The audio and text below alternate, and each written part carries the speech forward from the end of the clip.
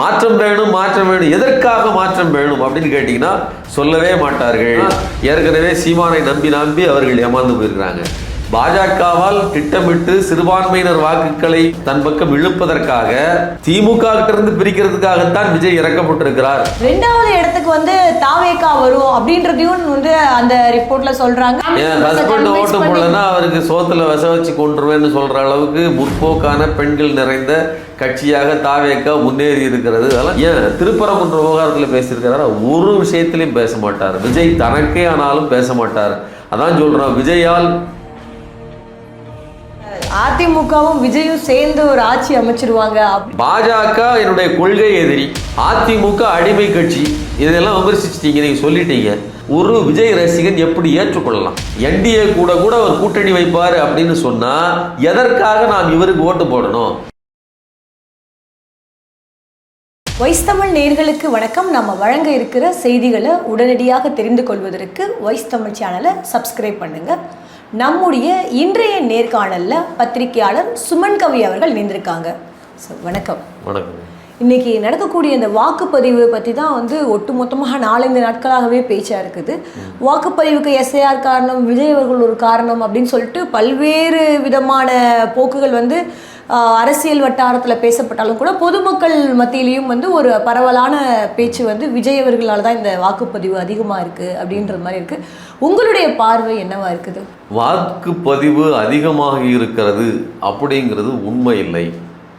வாக்குப்பதிவு வரலாறு காணாத உயர்வு, மிக அதிகமாக உயர்ந்திருக்கிறது அப்படிங்கிறதுக்கு எந்த ஆதாரமும் இல்லை.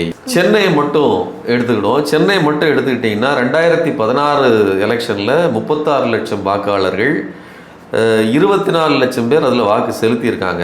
39 லட்சம் வாக்காளர்களில் 24 லட்சம் பேர் தான் வாக்கு செலுத்தியிருக்காங்க. 2021 அதுக்கப்புறம் 5 வருஷம் கழிச்ச இந்த தேர்தலில் 40 லட்சம் வாக்காளர்கள், அதாவது ஒரு 10 லட்சம் வாக்காளர்கள் அதிகமாகியிருக்காங்க. 24.1 லட்சம், அதாவது 10,000 வாக்காளர்கள் அதிகமாக வாக்கு செலுத்தியிருக்காங்க. ஆனால் கூடியிருக்கிறது கிட்டத்தட்ட 1 லட்சம் வாக்காளர்கள் அதிகமாக கூடியிருக்காங்க நம்பரில். அதே மாதிரி 2026 எலெக்ஷன் பொறுத்தவரை எஸ்ஐஆர் பணிகளுக்கு பிறகு 40 லட்சம் வாக்காளர்களிலிருந்து 28.3 லட்சமாக குறைந்து விட்டது. கிட்டத்தட்ட 13 லட்சம் வாக்காளர்கள் குறைக்கப்பட்டிருக்கிறார்கள் ஒட்டுமொத்த எண்ணிக்கையில். சரி, அப்படின்னா வாக்கு சதவீதம் வாக்கு எவ்வளோ குறைஞ்சிருச்சுது? 24 லட்சம் வாக்குகளில் இருந்து 23.5 லட்சமாக வாக்குகள் குறைந்து விட்டது. நீங்கள் இதில் பர்சன்டேஜ் பார்த்தீங்கன்னா, அதாவது 28 லட்சம் வாக்காளர்களில் 23 லட்சம் பேர் போட்டிருக்காங்க அப்படிங்கும்போது 84% அப்படின்னு வருது. அதே இது 40 லட்சம் வாக்காளர்களில் 24 லட்சம் பேர் அப்படிங்கிறது 60% வருது. சரிங்களா? இப்போ 60% குறைவாகவும் 83% அதிகமாகவும் தெரியுது. அதாவது பர்சன்டேஜ் வைஸ் பார்க்கும்போது நீங்கள் இப்படி சிம்பிளாக வச்சுக்காங்க. 100 பேருக்கு ஒரு 40 பேர் வாக்களிக்கிறாங்க அப்படின்னா 100 பேரில் 40 பேரை 40%. 60 பேரில் 40 பேர் வாக்களித்தா அது 80-90% போயிடும், 70க்கு மேலே போயிடும். ஸோ நீங்கள் எதுக்கு சொல்கிறேன்னா, ஏற்கனவே இருந்த மொத்த வாக்காளர்கள் எண்ணிக்கையில் அது இந்த இடம் மாறி போன வாக்குகள், டம்மி வாக்குகள், செயல்படாத இன்ஆக்டிவ் வாக்குகள், இது எல்லாத்தையும் நீக்கியது போக ஒட்டுமொத்தமாக இப்போ இருக்கிறது 28 லட்சம் வாக்காளர்கள் தான். 40 லட்சம் வாக்காளர்களிலிருந்து 12 லட்சம் பேரை குறைச்சாச்சு. அதில் 23 லட்சம் பேர் வாக்களித்திருக்கிறார்கள் என்பது 83%, 84% காட்டுகிறதே தவிர அடிப்படையில் கடந்த முறை வாக்களித்த 24 லட்சத்தோடு ஒப்பிடும்போது 1,10,000 பேர் வாக்களிக்கவில்லை, குறைஞ்சிருக்குது அப்படின்னு தான் பார்க்கணுமே தவிர இன்னைக்கு விஜய் வந்துட்டாரு அதனால மக்கள் மத்தியில் அப்படியே ஒரு பெரிய எழுச்சி வருது, சென்னையிலலாம் ஏகமொத்த பேர் வாக்கு செலுத்திட்டாங்க அப்படின்னு கிடையாது. எஸ்ஐஆர் பணிகளால் வாக்குகள் குறைந்திருக்கிறதா அப்படின்னு கேட்டீங்கன்னா கண்டிப்பாக குறைந்திருக்கிறது. நீங்கள் கடந்த முறை 24 லட்சத்திலிருந்து 23 குறைஞ்சிருக்குது. வெயில் காரணம், இப்படி பல காரணங்கள். பர்சன்டேஜில் உயர்ந்திருப்பது என்பது மீண்டும் அதே எஸ்ஐஆர் காரணம் தானே தவிர ஏற்கனவே இருந்த வாக்காளர்கள் நீக்கப்பட்டதால் மொத்த வாக்காளர் எண்ணிக்கை குறைஞ்சிருச்சு அப்படிங்கிறது இதில் தெரியுது. ஆனால் இன்னைக்கு நீங்கள் சொல்கிறது வந்து முழுமையாக ஒரு கணக்கு இந்த புரிதலோட பார்த்தோன்னா நம்ம வந்து இப்படி ஓட்டு சதவீதம் நீங்கள் சொல்கிறது வந்து முழுமையாக புரிஞ்சுக்க முடியுது. ஆனால் அதை தாண்டி இங்கே வந்து விஜய் அப்படின்ற ஒரு தாவேகா தலைவருடைய விஜய் அப்படின்ற ஃபேக்டர் வந்து இந்த தேர்தலில் ஒரு முக்கிய ரோல் ப்ளே பண்ணுதா இல்லையா? இல்லை, அதாவது விஜய்னு இல்லைங்க, விஜயகாந்த் வந்த போதும் ஒரு பெரிய எழுச்சி இருந்துச்சு. ரஜினிகாந்த் வர்றேன்னு சொன்ன போதும் ஒரு மிகப்பெரிய எழுச்சி இருந்துச்சு. ஏன் கமலஹாசன் அதுக்கப்புறம் வந்ததுக்கு பிறகும் கூட ஒரு பெரிய அலை இருந்துச்சு. விஜய்க்கு கொஞ்சம் கூடுதலாக இருக்குது. ரஜினி வந்திருந்தால் இதை விட பெரியதாக கூட அது இருந்திருக்கும். ஏன்னா ரஜினிக்கு வந்து வயசானவங்கள்லேருந்து குழந்தைங்க வரைக்கும் எல்லா தரப்பு ஆட்களும் உண்டு. விஜய்க்கு வந்து ஒரு மிடில் வந்து ஒரு யங்ஸ்டர் கூட்டம் இருக்குது, அதுக்கு கீழே குழந்தைகள் இருக்கிறாங்க. ஆனால் ரஜினியை பொறுத்தவரையிலும் ஒரு பெரிய கூட்டத்தை கவர் பண்ணக்கூடியதற்கு அளவுக்கு ஆற்றல் உடையவர். அதனால் 2019 அவர் வரலன்னு விலகிக்கிடுறாரு. விலகினதுக்கு பிறகு விஜய் வராரு.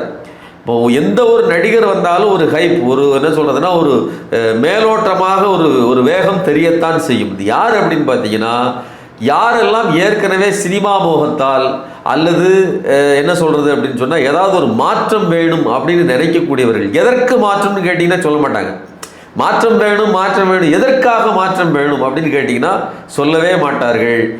இருக்கிற ஆட்சியை குறித்த எந்த அவேர்னஸும் இல்லாத அல்லது நமது தமிழ்நாட்டினுடைய பிரச்சனைகள் பற்றிய புரிதல் இல்லாத அல்லது திமுக என்கிற கட்சியின் மேல் ஒரு வகையான ஒவ்வாமை இருக்கிற, தொடர்ந்து நாங்கள் வந்து திமுகவை எதிர்க்கக்கூடிய குடும்பம் அப்படின்னு சொல்லுகிற அதிமுக, பாஜக அல்லது இன்ன பிற நபர்கள் தான் இந்த புது வாக்காளர்களை தேடி நகர்ந்து போகிறாங்க. ஏன்னா ஏற்கனவே சீமானை நம்பி அவர்கள் ஏமாந்து போயிருக்கிறாங்க.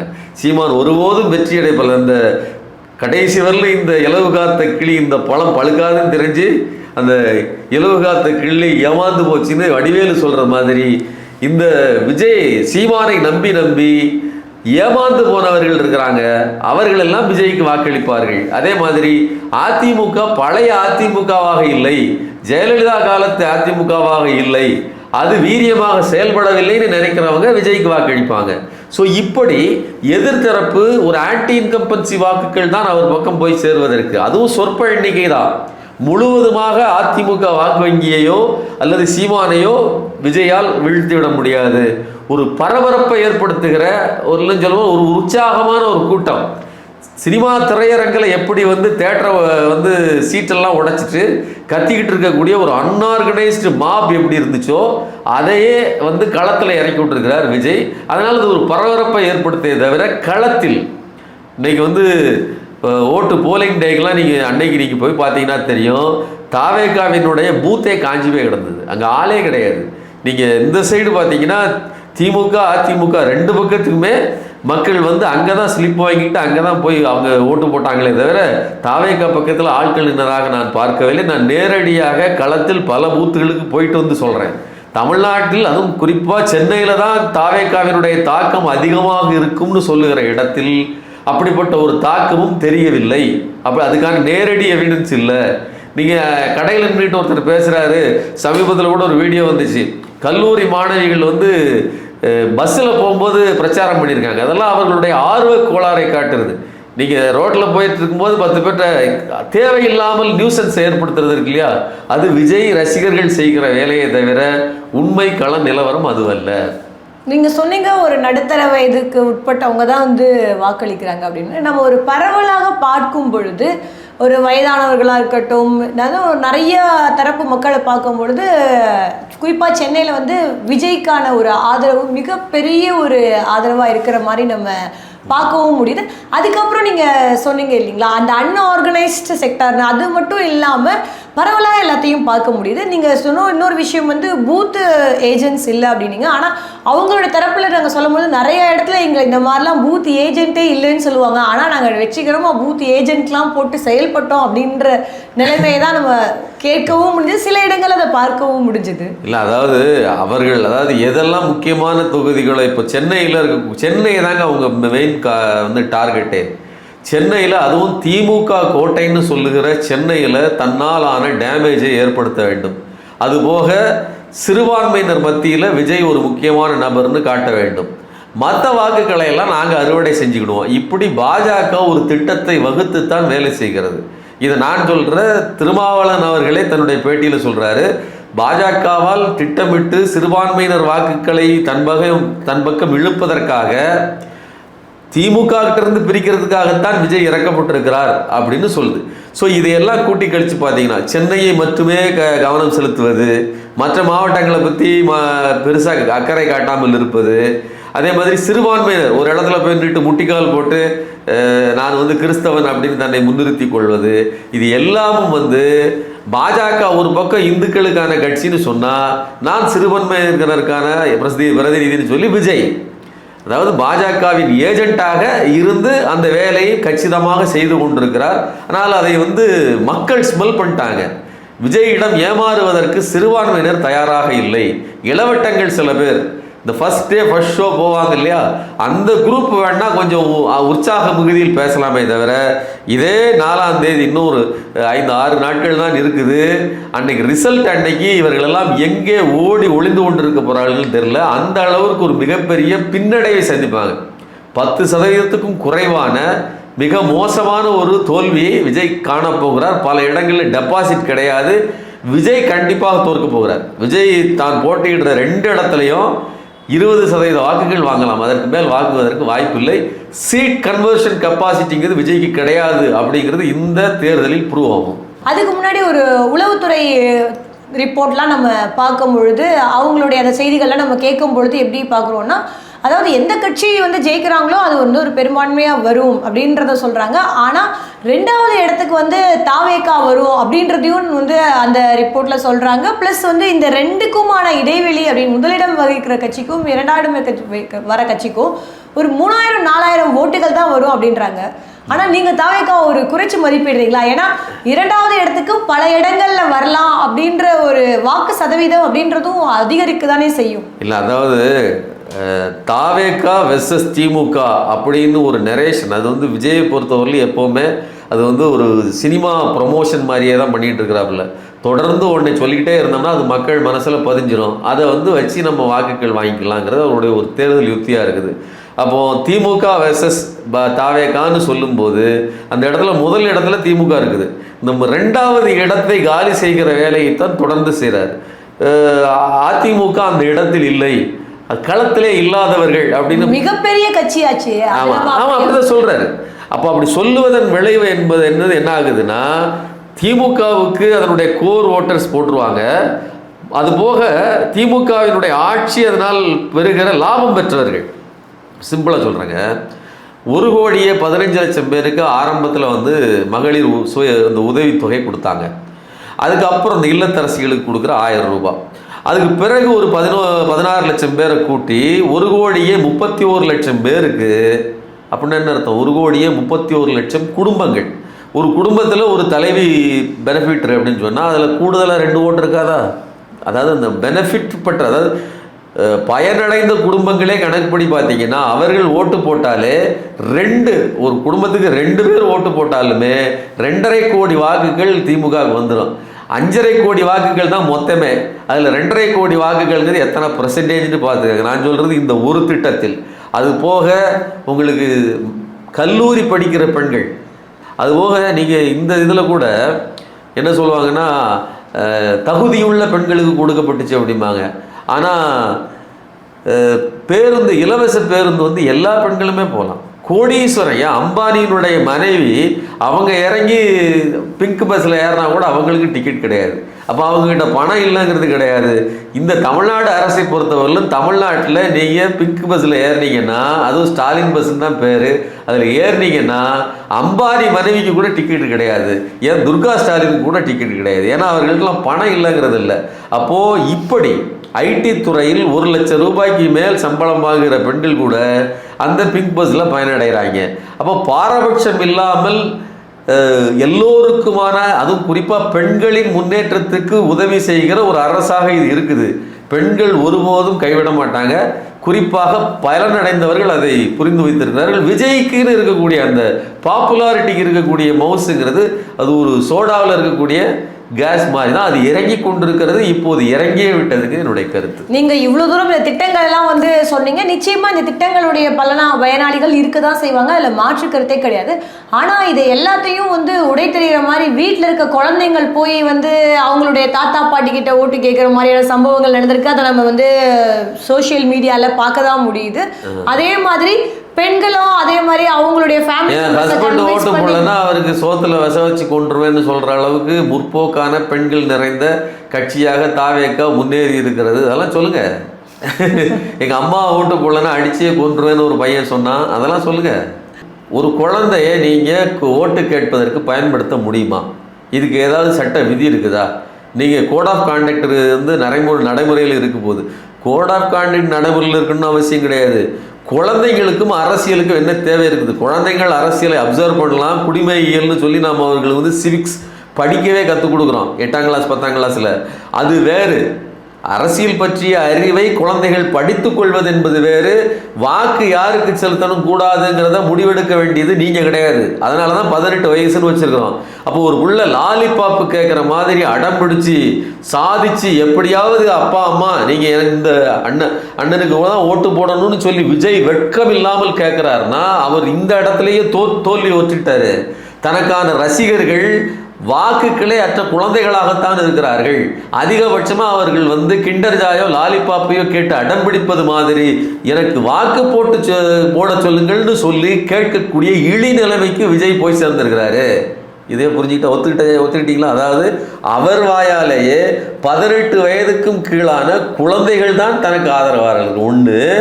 இன்னொன்று, குழந்தைகளை வைத்து வாக்கு கேட்ட குற்றத்துக்கு ஆளாயிருக்கிறார் இந்த விஜய். இதனாலேயே இவர் மேல் சூமோட்டோவாக வழக்குகளை எடுத்து இவரை தண்டனை கொடுக்க முடியும். ஸோ இதையெல்லாம் பரிசீலிக்க வேண்டுங்கிற என்னுடைய கருத்து. இன்னொரு முக்கியமான விஷயம் என்னன்னு பார்த்தீங்கன்னா, இப்போது பொதுவாக பார்த்தீங்கன்னா விஜய் விஜய் விஜய் விஜய் எல்லா பக்கமும் விஜய் விஜய். விசில் சின்னம் கிடைத்த உடனேயே செங்கோட்டையன் மாதிரியான அவர் சொன்னார், செங்கோட்டையன் சொன்னார். ஏன்னா அவருக்கு அனுபவம் இருக்குது. சாதாரண எளிய மக்கள் காதல் போய் ஊதிறாங்க விசில, அவங்க அதாவது ஓட்டு போடுறவங்களும் போட மாட்டாங்கன்னு சொன்னார். ஆனால் விஜய் என்ன சொல்கிறார்? ரிவர்ஸில் எல்லாரு காதலையும் போய் ஊதுங்க விசில அப்படின்னு சொல்கிறாரு. செங்கோட்டையன் என்ன அர்த்தத்தில் சொல்கிறாருன்னா, நீங்கள் ஒரு பெரியவங்கிட்ட போய் ஊதுனீங்கன்னா நியூசன்ஸ், நீ ஒரு ஓட்டு வச்சுக்குவோம். நான் சொல்கிறேன், ஊதுறவன் ஒரு ஓட்டுன்னு வச்சுக்கோங்க. காதில் ஊத வாங்குறவன் இருக்கான்ல, அவன் 10 ஓட்டு, நிறைய பேர் இருப்பான், அத்தனை பேர் நியூசன்ஸ்.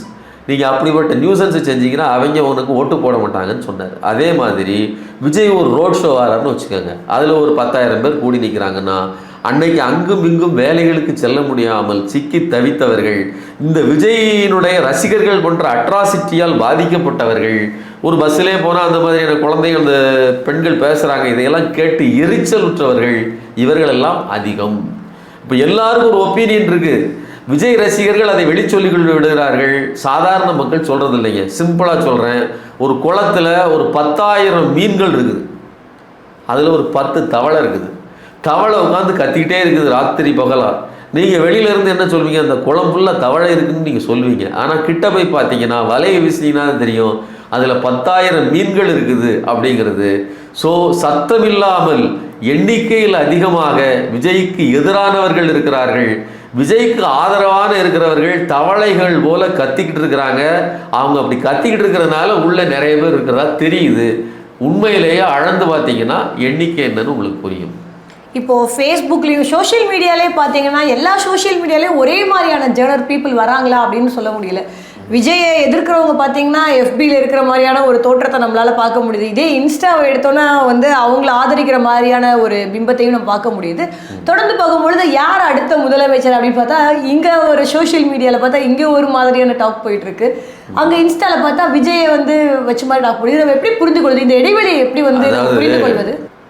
அதாவது ஒரு சோஷியல் மீடியா பிளாட்ஃபார்ம், அது ஒவ்வொரு மீடியாவும் ஒவ்வொரு மாதிரி வேலை செய்யுது. யூடியூப்பு வீடியோ பார்க்கலாம், ஃபேஸ்புக்கு அப்படின்னா வீடியோவும் பார்க்கலாம், பதிவுகளும் போடலாம். ஆனால் அதில் அரசியல் வரும், மற்ற விஷயங்களும் வரும். ஆனால் இன்ஸ்டாகிராமை பொறுத்தவரையிலும் தன்னைத்தானே வியந்து ஃபோட்டோ எடுத்து தன்னை கோணாயாக வச்சுக்கிட்டு முகத்துக்கு சாயம் பூசிக்கிட்டு மேக்கப் போட்டுக்கிட்டு இதை காட்டுவதற்கு தன்னை ப்ரமோட் பண்ணுறதுக்கான ஒரு சினிமா மோகம் உள்ள அங்கே நடிகன் அதாவது நீங்கள் எல்லாரும் அதாவது உங்களுக்கு என்ன சொல்கிறதுனா உங்களுக்குள்ளேயே ஒரு நடிகன் இருப்பான்ல, அந்த நடிகரை வெளிப்படுத்துறதுக்கான பிளாட்ஃபார்ம் தான் இது. அப்போ விஜய்க்கான ஆதரவு இங்கே இன்ஸ்டாகிராமில் அதிகமாக இருக்குங்கிறது தன்னைத்தானே ஆராதிக்கக்கூடிய கண்ணாடியை பொழுதன்னைக்கும் பார்த்துட்டு இருக்கக்கூடிய குரூப்புக்கு இப்போ செல்ஃபி கேமரா வந்து சேர்ந்துருக்குது. இப்போ அந்த செல்ஃபி கேமரா மூலமாக கூட 10 பேர் சேர்ந்துருக்காங்க. அவர்களை வைத்து கொண்டு தமிழ்நாடு முழுவதும் எல்லாரும் வேலையத்து போய் நாம் வந்து இன்ஸ்டாகிராமில் தான் இருக்காங்கன்னு நினைக்க முடியாது. இங்கே உழைக்கும் மக்கள் இருக்கிறார்கள், எத்தனையோ கோடிக்கணக்கான எளிய சாதாரண பின்புலத்தை கொண்ட பெண்கள் இருக்கிறார்கள், படித்தவர்கள் இருக்கிறார்கள், எவ்வளோ பேர் இருக்காங்க. அவங்க எல்லாம் பொலிட்டிக்கல் அவேர்னஸோடு இருக்காங்க. 3 பிளாட்ஃபார்ம்லேயே வேரி ஆகுதுன்னா களத்தில் எவ்வளோ வேரி ஆகும் யோசிக்கங்க. ஏன்னா இங்கே ஒரு பக்கம் வந்து இவரை எதிர்த்து பேசுறாங்க, ஆனா அதை கேட்கறவங்க இந்த குரூப்லயே இல்லாத ஒரு பிம்பத்தை நம்ம பார்க்கணும். ட்விட்டர் அது வேற மாதிரியான பிளாட்ஃபார்ம். ட்விட்டர்ல வந்து கொஞ்சம் அரசியல் புரிதல் உள்ளவங்க வேறு மாதிரி பேசிக்கிட்டு இருப்பாங்க. அங்கேயும் ஒரு வகையான டக் ஆஃப் அவர் போயிட்டு இருக்குது. அப்போ ட்விட்டர்ல ஒரு விதமா, யூடியூப்ல ஒரு விதமா, ஃபேஸ்புக் ஒரு விதமா, இன்ஸ்டாகிராம் முற்றிலுமாக விஜய்க்கு சாதகமாக இருக்குது. ஒருவேளை நீங்கள் சொல்கிற மாதிரி வச்சா இன்ஸ்டாவில் மட்டும் விஜய்க்கு வந்து ஓட்டு அளிக்கலாம் அப்படின்னு ஒரு வாய்ப்பு வச்சிங்கன்னா அதில் விஜய் ஜெயிப்பதற்கான வாய்ப்பு இருக்கிறது. களத்தில் பார்த்தீங்க அப்படின்னு சொன்னீங்கன்னா அது மு.க. ஸ்டாலின் அவர்களுக்கு தான் இருக்கிறது. அவரது அட்மினிஸ்ட்ரேஷன் அண்டு பிரச்சனைகளுக்கு எதிரான காத்திரமான ஒரு எதிர்வினை. நீங்கள் விஜய் வந்து தன்னை ஒரு சிறுபான்மையினர் சொல்கிறாரு. எந்த இடத்துலாவது சிறுபான்மையினருக்கான பிரச்சனைக்காக வந்து நின்றுருக்கிறாரா?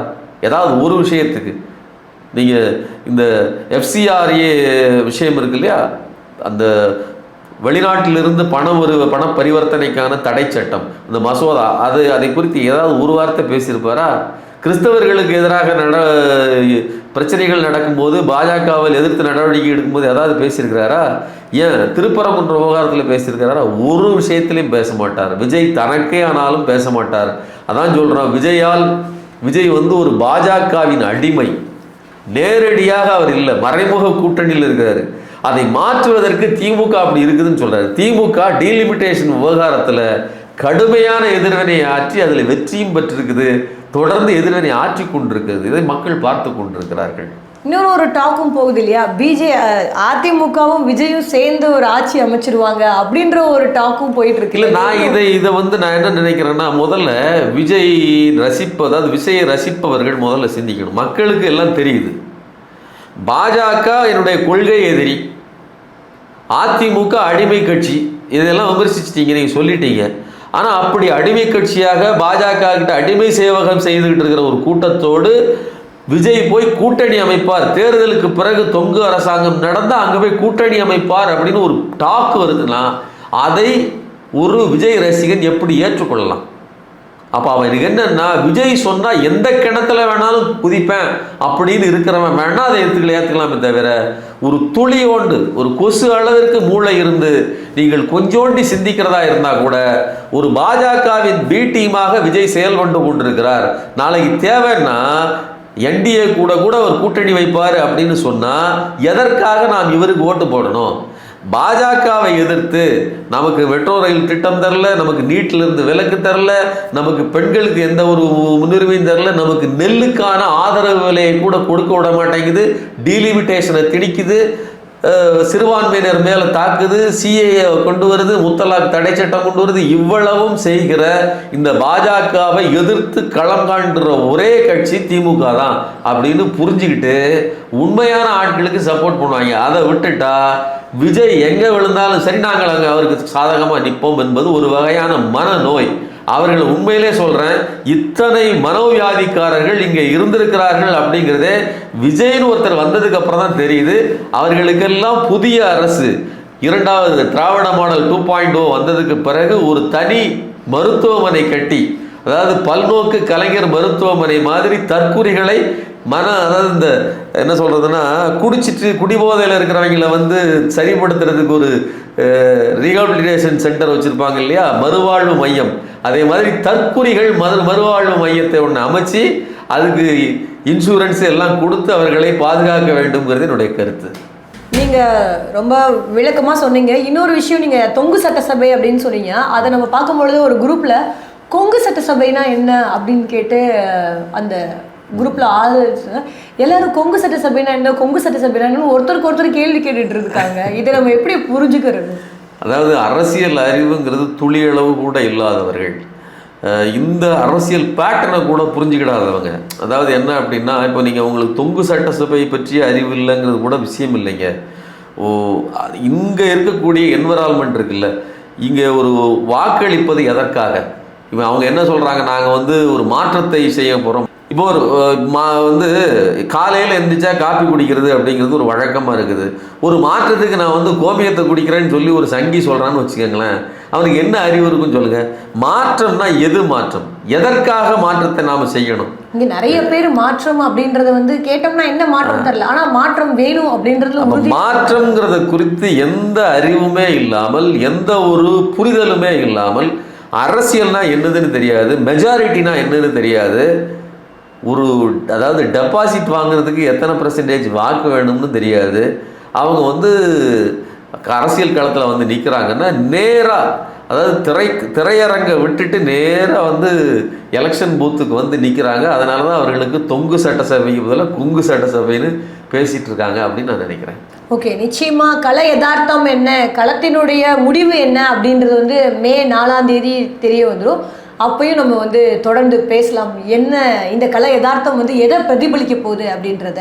உங்களுடைய தகவல்களுக்கு மிக்க நன்றி. நன்றிங்க.